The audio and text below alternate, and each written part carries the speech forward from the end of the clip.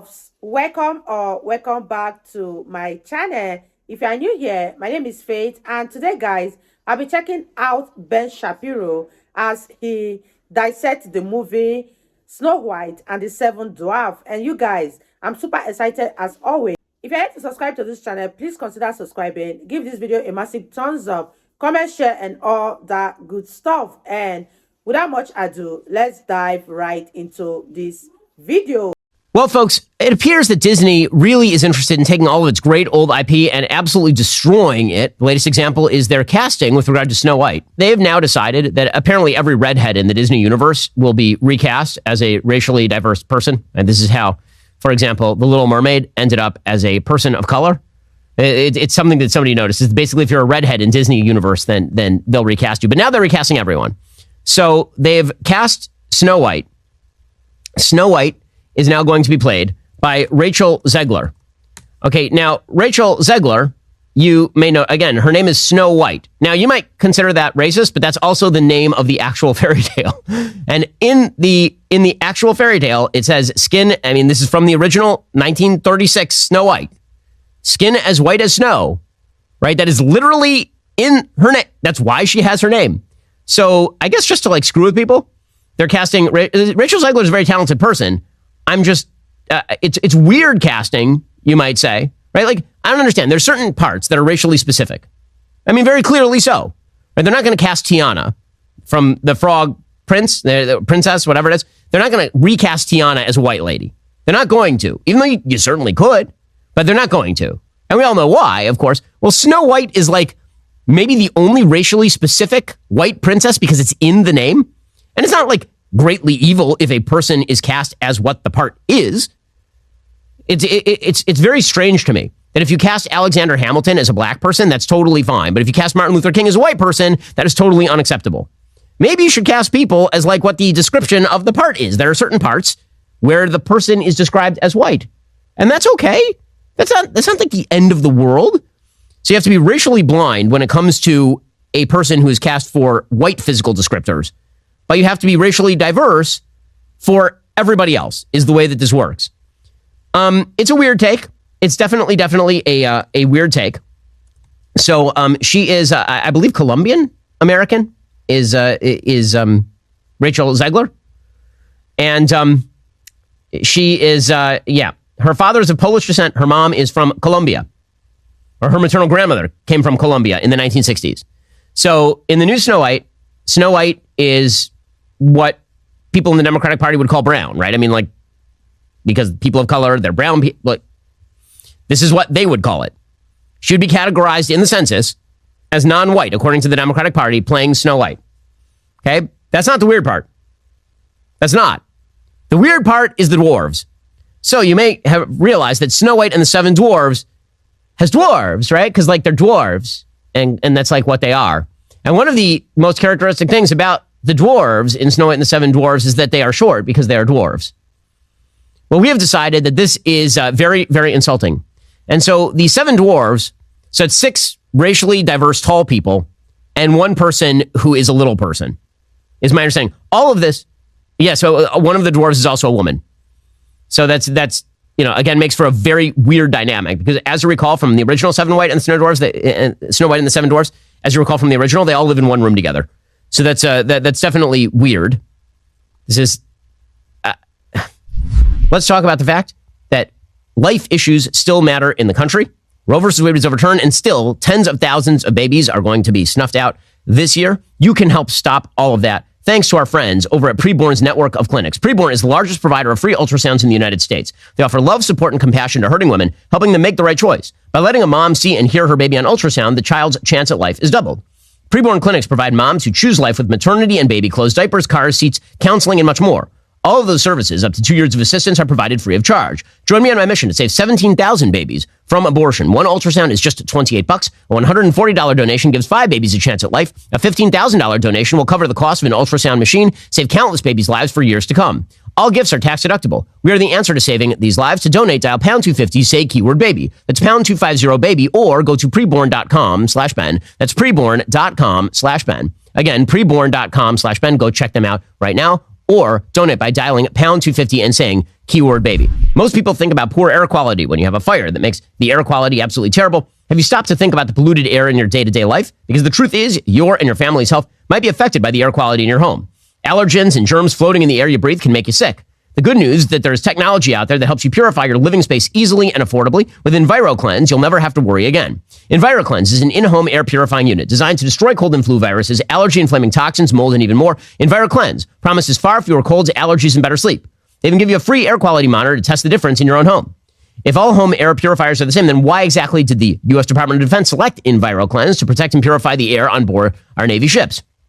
EnviroCleanse air purifiers use hospital-grade technology. Their air purifiers come in all sizes, colors, and prices to fit every budget. They offer additional products like surface cleaner and laundry detergent as well. We've been using an EnviroCleanse air purifier at home. It is quiet, it is sleek. With a new baby at home, we want to keep our air quality good. Breathe in pure air, live a healthier life. Visit ekpure.com. Use code BEN for 10% off your EnviroCleanse home air purification unit. Right now, you also get their free air quality monitor plus fast free shipping. That is $150 savings.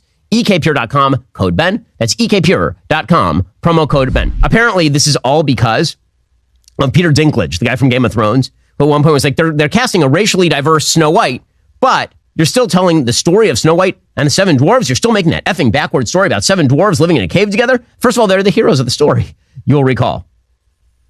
And then Disney said it was taking a different approach to avoid reinforcing stereotypes from the original. Why is that a stereotype? What if they're just dwarves in the story? I don't understand. Like that, it's so strange that you would think that way. Telling you. I mean, truly, that's a strange thing. The heroes of the story are the dwarves in Snow White and the Seven Dwarves. The prince isn't even useful in the story. Right? The prince arrives at the very end and kisses Snow White and wakes her up. He didn't do anything about the witch. It's the dwarves who do something about the witch. And like, we can't have dwarves doing that. It has to be racially diverse tall people, including apparently, well, let's see that picture again. I mean, I just have to describe this for folks who can't actually see the picture. So let me describe the members of the dwarf community in the new live-action Snow White and the Seven Dwarfs. You have one guy who looks like a member of Snow White and the Seven Dwarfs because he's actually, a little person. And then you have Jack Dorsey wearing some sort of like Russian hair covering. Looks like a Portland homeless person. And then you have a black female who came straight from the Brown campus. And then you have a black male.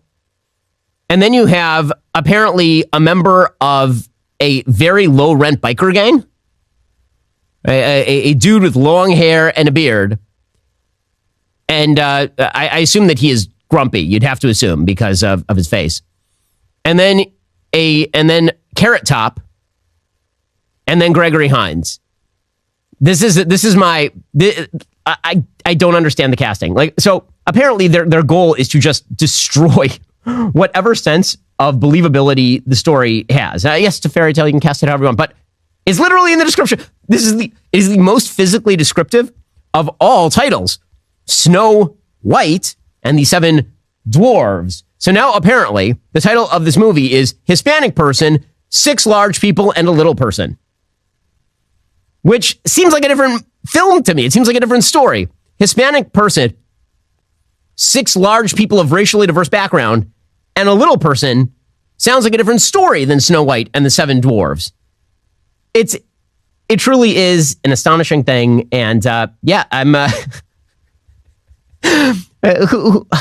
Okay, so a few things. One, the live action cannibalization of actual IP is an amazing thing. Second, the destruction of actual good IP in favor of new crappy IP is something Disney's been doing for a while, and they're doing it with everything. So they'll slap a warning sticker on Aladdin, they'll slap a warning sticker on Snow White, and then the thing that I actually want to show my kid is Aladdin or Snow White. That's the thing they're actually making money off of, and they make these crappy live action versions, and they're like, that's what we really wish Snow White and the Seven Dwarves were Hispanic lady, six racially diverse large people, and a little person.